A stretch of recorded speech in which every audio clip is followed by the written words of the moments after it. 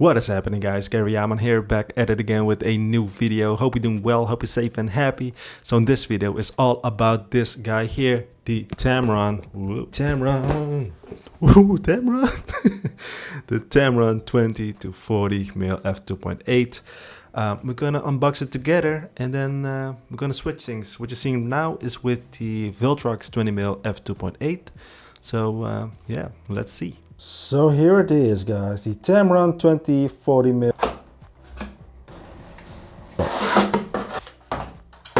And here it is. It is quite compact, not that huge to be honest. In comparison, this is the Viltrox 20 mil, so a little bit of a size comparison. And then we also got the Sony kit lens, what is it, 28 to 60, which is much smaller indeed and much more comparable to the Viltrox one. Anyways, back to the Tamron. Let's see. Delicious. I think it's still a 68 mil filter thread.